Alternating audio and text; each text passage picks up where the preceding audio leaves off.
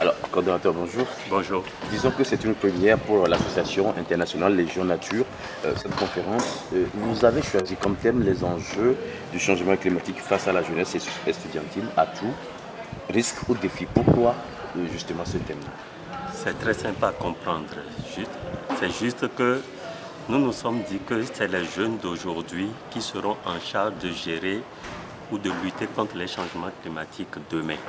Mais ce n'est pas à la veille de la prise de leurs responsabilités que par une baguette magique, on va pouvoir leur dire allez lutter contre les changements climatiques.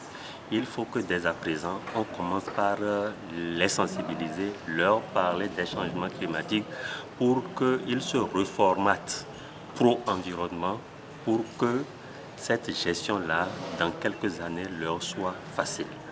Maintenant, parlons de l'association AILN. C'est quoi le but de votre association?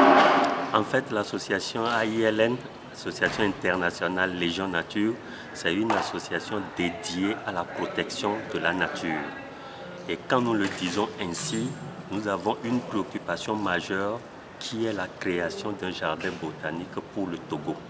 Parce que dans les stratégies de conservation, le jardin botanique est un maillon extrêmement important parce qu'elle se positionne comme une réserve génétique qui permettra de pouvoir recoloniser les habitats naturels dégradés par l'action humaine.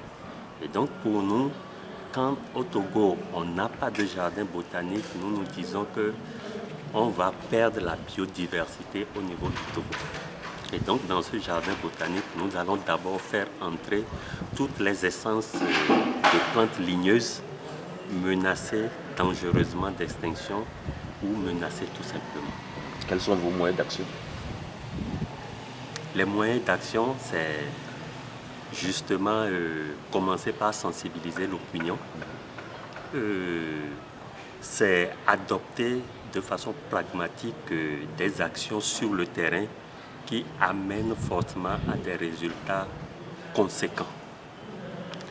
Alors, les moyens, si on doit aller un peu sur le terrain financier, c'est juste que nous avons fait un pari.